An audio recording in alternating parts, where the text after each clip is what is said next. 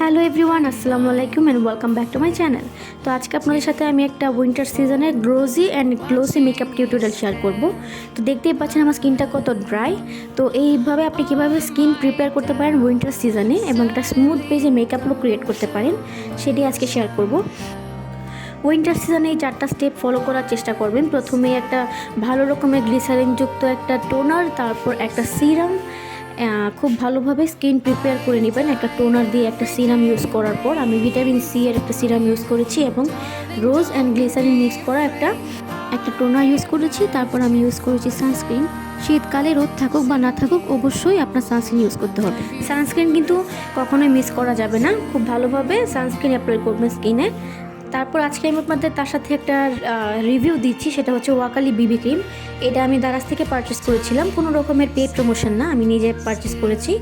এই বিবি ক্রিমটার একটা ভালো দিক হচ্ছে যে এটা খুব স্কিনে অ্যাপ্লাই করার পর একটু আপনার হাত অথবা বিউটি ব্লেন্ডার দিয়ে ভালোভাবে ব্লেন্ড করে নিতে হবে।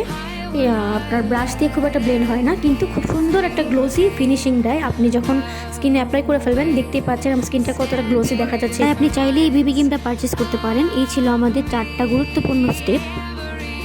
একটু কন্ট্রোল, আমি কন্ট্রোল হিসেবে একটা স্টিক ইউজ করেছি। এটা যদিও আমার একটা লিপস্টিক, এটা শেডটা অনেকটা কন্ট্রোল শেডের, তার জন্য আমি কন্ট্রোল হিসেবে এটা ইউজ করেছি। নাহলে আমি সবসময় যতটুকু পারি ব্রোঞ্জার ইউজ করি, বা আমি কন্ট্রোল বা ব্রোঞ্জিং যে পার্টটা থাকে সেটা আমি মিস করি, আমার খুব একটা পছন্দ না।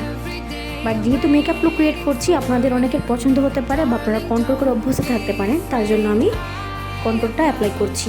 তারপর খুব সুন্দরভাবে হাতের সাহায্যে ব্লেন্ড করে নিচ্ছি। আজকের লুকটা যেহেতু ন্যাচারাল, তাহলে খুব হার্শ রকমের কন্ট্রোল বা ব্রোঞ্জিং আমি করছি না।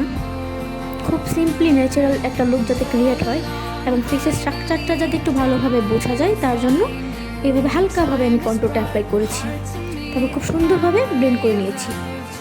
তারপর আমি হালকাভাবে আমার হাইলাইটের জোনগুলোতে, যেহেতু আমি হালকা একটু কন্ট্রোলিং করেছি, তার জন্য হাইলাইটের করাটা অনেক ইম্পর্টেন্ট। তার হালকাভাবে একটুখানি বেবি ক্রিম অ্যাপ্লাই করেছি। তার সাথে আমার ডার্ক সার্কেল হালকা একটু প্রবলেম আছে, তার জন্য আর একটুখানি বেবি ক্রিম আমার আই এরিয়াতে বা ডার্ক সার্কেলে যে সার্কেল জোন আছে সেখানে অ্যাপ্লাই করে ফেলেছি। তারপর আমি কয়েক করে মাস্কারা অ্যাপ্লাই করেছি। যেহেতু আমি একটা ন্যাচারাল লুক ক্রিয়েট করতে চাই, তার জন্য আমি কোনো রকমের ফলস আইল্যাশ অ্যাপ্লাই করছি না, খুব হালকাভাবে মাস্কারা অ্যাপ্লাই করছি। তো আমার মাস্কারা অ্যাপ্লাই করা শেষ। এখন আমি অ্যাপ্লাই করবো আমার সব থেকে favourite part makeup look create করার টাইমে, সেটা হচ্ছে ব্লাশ। তো আমি আমার লিপ বামটাকে অ্যাজ ব্লাশ হিসেবে ইউজ করেছি। যেহেতু এটা স্ট্রবেরি ফ্লেভার একটা লিপ বাম, তো এটার যে টেক্সচারটা আছে বা যে এটা টিনটা সেটা অনেকটা রেডিশ। যেহেতু আমি একটা রোজি এবং গ্লসি টাইপের মেকআপ লুক ক্রিয়েট করবো, তার জন্য আমি এটা অ্যাপ্লাই করেছি। এবং এটা আপনি অ্যাজ এ লিপ বাম হিসেবে এবং অ্যাজ এ ন্যাচারাল ব্লাশ হিসেবে ইউজ করতে পারেন। যদি আপনার কাছে টিন্ট বা লিকুইড ব্লাশ না থাকে, তবে যদি থেকে থাকে আপনি আপনার মতো করে অ্যাপ্লাই করতে পারেন। আর যাদের কাছে নেই তারা এটা খুব অ্যাফোর্ডেবল, প্রাইস ছিল 110 টাকা। আপনারা যে কোনো রকমের মেকআপ শপে পেয়ে যাবেন, তার জন্য খুব একটা এফোর্ট দিতে হবে না আই থিঙ্ক।